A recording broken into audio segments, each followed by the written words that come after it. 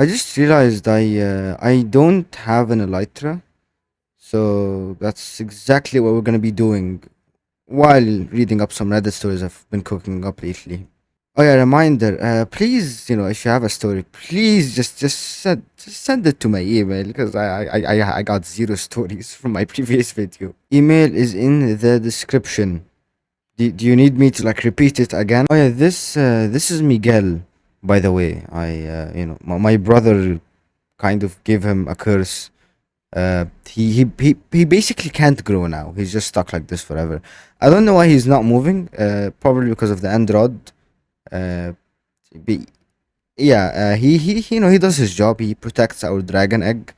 Um, if you think this is cruelty, we do pay him a good salary of like 2 emeralds a month. So maybe that makes up for it. I don't know, man. Okay, for our first Reddit story, last night I realized something about my relationship that I can't unsee now. I'm 28 female and I've been with my boyfriend, 31 male, for almost 3 years. I never thought I would post here, but I honestly feel shaken and I need an outside perspective from people who understand what it's like to be a woman carrying all the emotional weight without even noticing it. Yesterday, we had an argument about something stupid. I asked him if he could pick me up after work because it was raining and my bus was cancelled. He said he said he was tired and he wanted a quiet evening. I ended up walking home in the rain for almost an hour. When I got home soaked, he barely looked up from his game and said, "You should have checked the schedule earlier." I went to the bathroom, took off my wet clothes, and suddenly just started crying. Not because of the rain, but because it hit me because of how one sided everything has been for a while now. I support him during his job stress. I cook most of the meals. I plan birthdays. I remember his parents' anniversaries. I comfort him during his panic attacks. But when I need something so small, he chose not to be there. Later that night, he finally noticed that I was quiet and told me I was being dramatic. That word broke something in me. Dramatic. As if caring for myself is an inconvenience to him. I slept facing the wall because I just couldn't stand looking at him.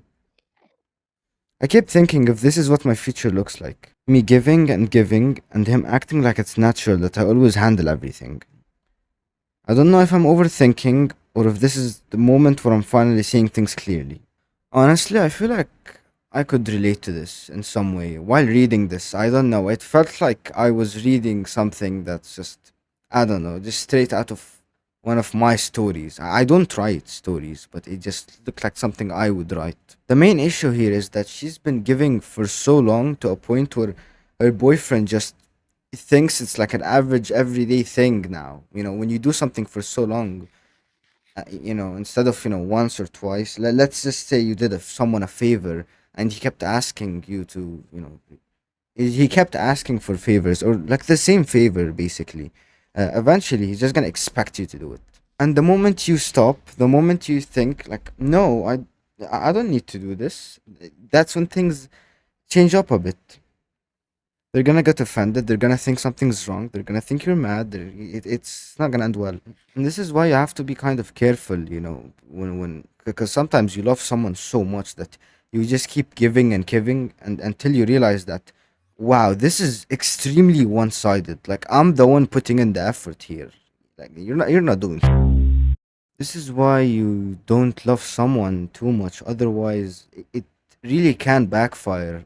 Some people make it seem like you can love someone forever just because of a single moment or whatever. I mean, like for a first year of marriage, you're gonna feel like, oh my god, this is the best thing ever. Yeah. Give it a few years, that marriage is gonna fall apart. In situations like a first year of marriage, you love that person so much that you offer to do everything. You notice everything. You you pay attention to the smallest of things because of how much you love that person. But you have to be careful, otherwise you are gonna hurt yourself. People are gonna get bored of you. People are gonna expect things from you. It's not funny. It's not funny. Okay, now for our second story, I, 26 male, fell in love for my roommate who's 21 female. So I, 26 male, fell in love with my roommate, 21 female. We've been living together with our mutual friend for a month and a half. I always have been the wise one. My friends come to me for advice all the time, and I love that about our relationship as I am the oldest. of the lot, and I like to think that usually I have good advice when I'm not involved. I am the perfect sideman for our friend and have paved the way before his new relationship, and I have been making everyone happy around me lately, and we're in a sharing and loving home. Only problem is that as things began to work out, I sent a message to my roommate saying that I couldn't sleep one night because I was thinking about her. Nothing out of place, just that I had feelings for her. Could have been cute, but she responded by the most negative response ever. That I accepted and promised everyone that I would try to forget about my feelings for her. Easier said than done, and as weeks go by, my feelings for her grow stronger alongside our friendship. Seeing our other friend being in a lovely relationship with someone that could soon come live with us makes me even more anxious about all of this. The worst in all of this happened tonight after dinner.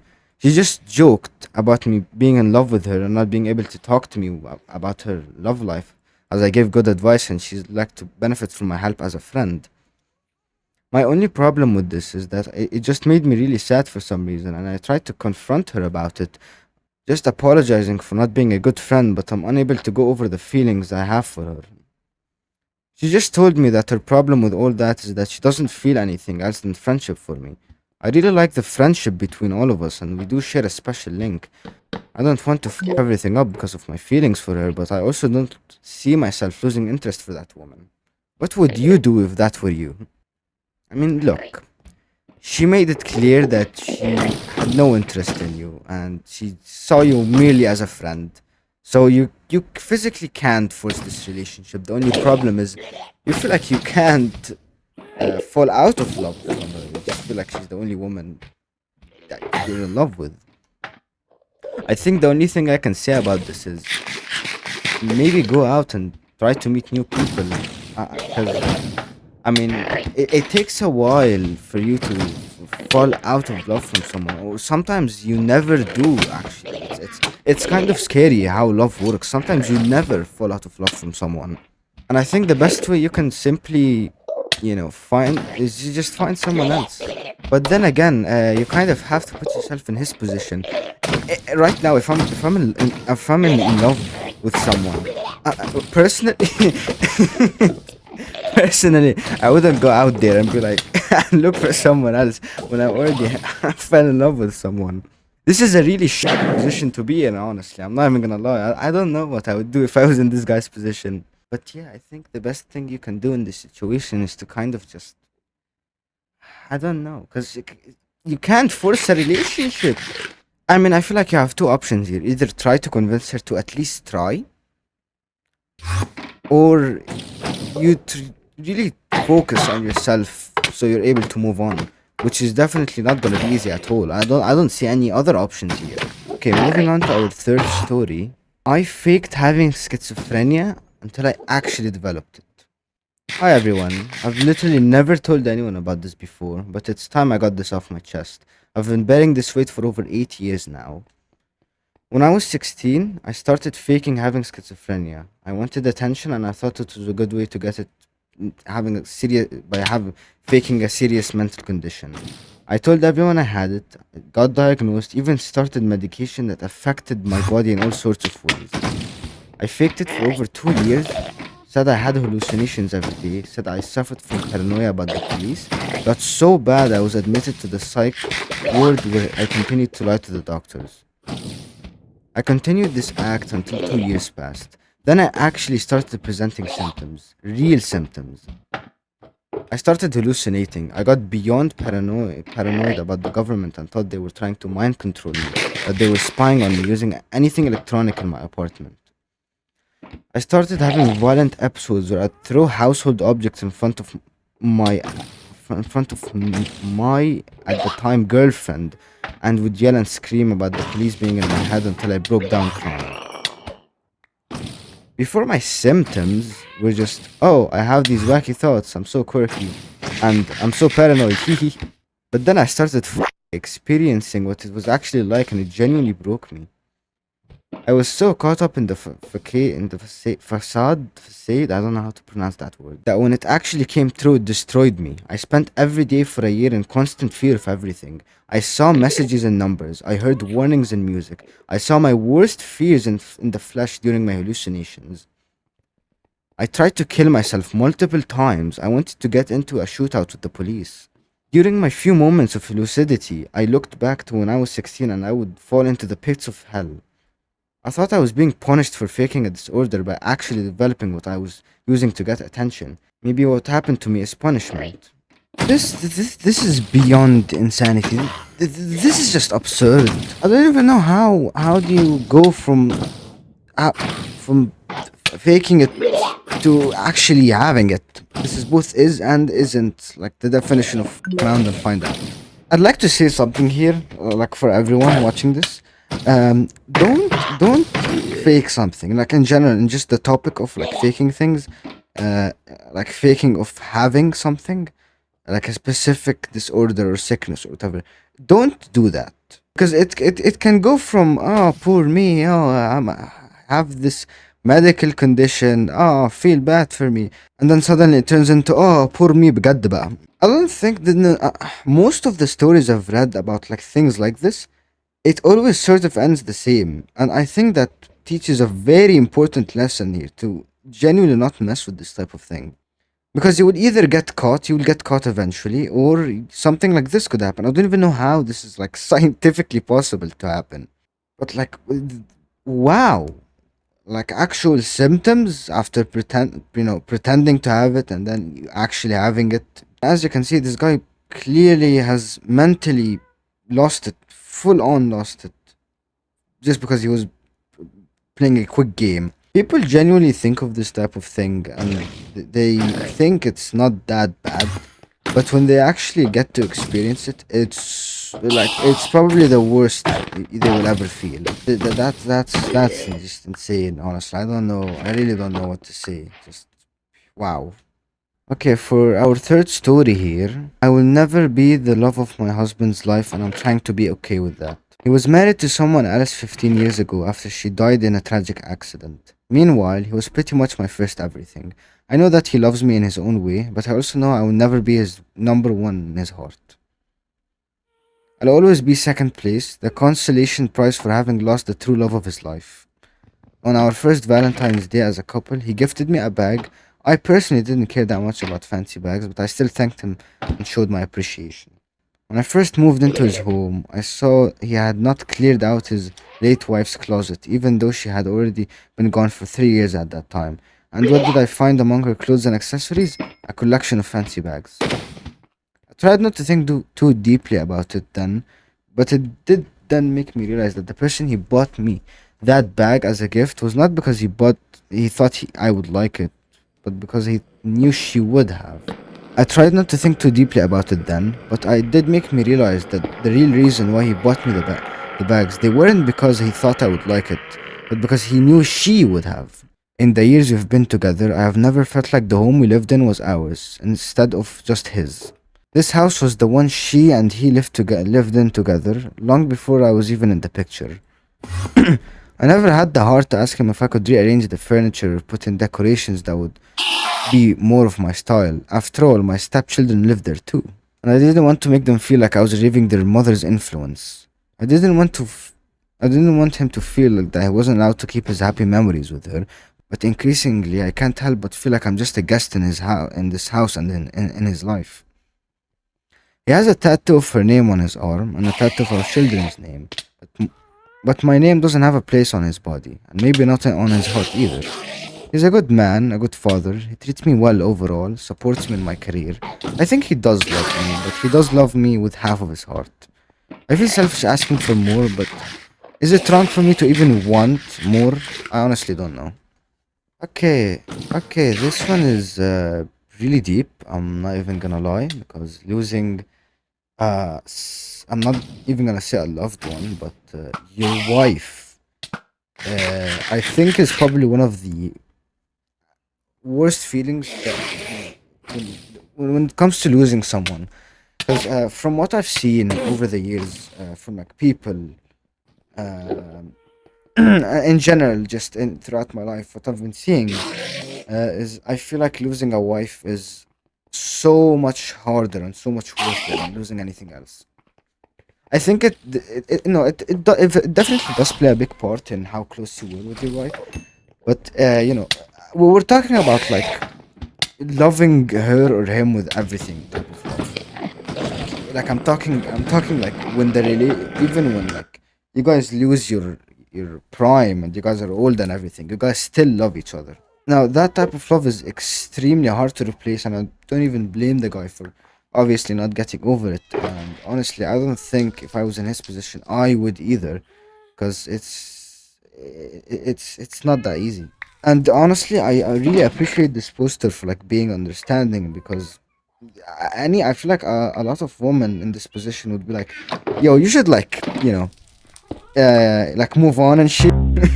She's being very understanding about all of the about like this whole thing, and honestly, that says a lot. And no, it's not wrong for her to want more.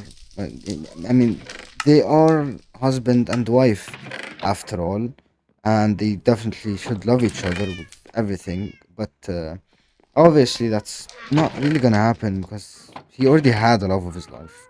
So you can't blame neither of these at all. It's just a really position to be in. I wouldn't say but it's just it's an unfortunate position to be in that I don't think there's a fix to. I think you simply just have to, accept it, move on. As long as the guy is treating you well and all that jazz, I think it's all gonna be okay in the end. Okay, this next one here, a missing emoji is the only reason my mom is still here. I don't call my parents enough. I always tell myself I'll call tomorrow and then I just don't. Weeks go by sometimes. A while back I downloaded this app where you can send your family an emoji every day to say that you're alive. Sounds dumb, but it worked. Kind of like "Are you dead yet?" app, but the opposite. Less "Are you dead?" more of "Hey, I'm still here." My mom got super into it. Every morning before 9 a.m., little sun emoji, 120 days straight. Then a couple weeks ago, I got a notification saying she hadn't checked in. She never misses, ever. I called her, no answer. Called again, nothing. Something felt off. Drove over and found her on the floor in the hallway. She'd fallen and hit her head and she was out cold. No idea how long she's been there for. She's okay now. She's home and doing fine. But if it wasn't for the stupid emoji, I would not have known. I would have just gone about my day and maybe called her that evening. Maybe not. It took my mom lying on her floor unconscious for me to realize how bad I've been at this. Stay in touch with your parents. You'll regret it if you don't. I really like this one because I feel like it's more of a message and a reminder. Because look, your parents are gonna get old. Your parents, as sad as it is, they're gonna go one day, and the pain is unbearable. The worst thing you can have at the end of something is regrets. The end of your parents' life, the end of your life, the end of someone else's life. Having regrets at the end of that, it's horrific. I mean, to be fully honest, the same goes to me. I don't sit with my parents a lot, if I'm being fully honest. A lot of the times, my parents tell me to sit with them, and I don't know. Most of the time, I don't, and I have work, so I just stay with the work. And am really trying to remove that habit because it's, regardless of what I'm doing, I should really make time for them too. But yeah, honestly, I really like this one. I didn't really. I'm usually I'm usually used to like drama and beef and all that jazz, but this one's a little different. Honestly, I liked it. Okay, for our next story, I hate the fact my baby brother got the childhood I begged for. When I, 20 female, was 14, my dad and mom got divorced. They told me they were getting divorced on my birthday. Not long after that, my dad met my stepmom. Let's call her Amy. And not long after that, they had my baby brother, 3 male, whom we'll call Jake.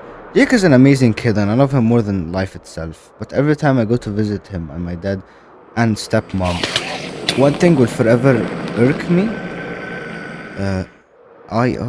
Okay, I guess. Jake is the most spoiled kid you could ever imagine. I'm talking vacations abroad every year with multiple luxury hotel and getaways within the country also. Ton of toys, clothes, trips out, you name it, he's got it. In his 3 years alive, I've had to return gifts to the store. I've bought him twice due to the fact he has nearly every toy on the shelf and he already had three of the toys that picked out. It's not so much the fact that he's spoiled, I guess it's the fact that he's got so much more than me when I was a kid. We were scraping pennies together. Little things felt like a huge deal, but also the fact that my dad is so much more attentive towards him than he was me, my sister, and older brother, and will actively take Jake out on trips, take part in his extracurricular activities like swimming, etc. Here's the thing that's really bothering. Since I was 6 age, I've been begging and begging and begging to go to Disney World. My dad even promised me as once as a kid take me and my siblings when he got a raise at work, but he never did because the same year he got a raise. Amy fell pregnant with Jake. Jake is now going on his second trip to Disney World in the past 18 months. When my dad told me, I asked if me and my siblings were going too, and my dad said only if we could pay. Which sucks because he knows that I don't make as much money as him and Amy. I make just enough to pay my bills. I wasn't expecting him to pay for me, but it felt like he said that he knew I couldn't, and it was the easiest way to avoid the awkwardness because he knows himself how to come across as unfair. How come I never got this life? I feel like I'm not putting my thoughts into words well. But I just wish I didn't have to watch a life I wished for every night of my childhood to be playing out right in front of me. I feel so bitter about it, but it stings a lot. It makes me feel like I'm less to my dad, and I've been debating no contact for a while because it affects my general mood thinking about how little I had from my dad in my childhood compared to what Jake has. Comparison is the thief of joy, I know, but man, would I have loved to have had my dad like Jake has my dad for one day. That last, I get what she was trying to say in the last sentence, but it was a bit confusing to read. I'm gonna say this once, okay? If you're not ready to have a child, then don't. I think it's simple, really. No, because you really need to unless something went suddenly wrong, you really need to think deeply about because having a child it's not just a simple decision where it's like it's gonna change our lives, move on. No, you have to really think about it. You're gonna have a literal little mini version of you running around for the rest of your life. Taking Raising children is a disgusting responsibility, and it sacrifices. I'm not gonna say everything, but basically, yeah, you lose a lot of yourself when raising children. A lot. I mean, look at your dad now. Look at your mom now. They then look at older pictures. They were not like this. I feel like the fact that they got divorced on her birthday. Honestly, that's such a dick move. Like, come on. Imagine waiting for your kid to turn 14. You're like, hey, surprise, honey, we're getting divorced. But in all seriousness, this is kind of. I feel like the fact that they got divorced when she was 14. I feel like that says a lot about how I don't know if it was with their personal relationship or simply because of her. From what I read, it's probably because of their personal relationship, and I feel like this has nothing to do with not being ready to raise children. Maybe I'm just spamming a whole bunch of baloney, but I mean, yeah. Honestly, it's kind of sad how because this goes on in a bunch of childhoods, a bunch of households where you get to watch your younger sibling, born after you, have the, his childhood and everything, and you're just there, like, damn. Why didn't I get that when I was a kid? I really don't know why, but it's usually with the third or like the kid born after after the eldest son by a few years. They always go easy on him. I don't know why. It's usually like that. Some people suggest that maybe I don't know, they just get tired of they used all their energy on the first kid, and they're just letting the other kid be. You know what I mean? We have come till the end of the video. I really appreciate anyone who's watched till the end.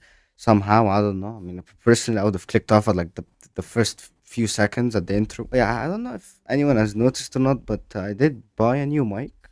I don't know if there's a significant difference or not, but I mean, either way, it's better. So I'll take it. And I finally got an elytra, so I'm gonna be using this in future videos, working on whatever the hell projects I'm trying to do. The person who's been with me throughout this whole video is my brother, by the way. This is me and my brother's world. I died and he ended up needing to get my stuff back. So yeah, W is Yad, by the way. I just had to point that out there. Again, thank you for watching and bye.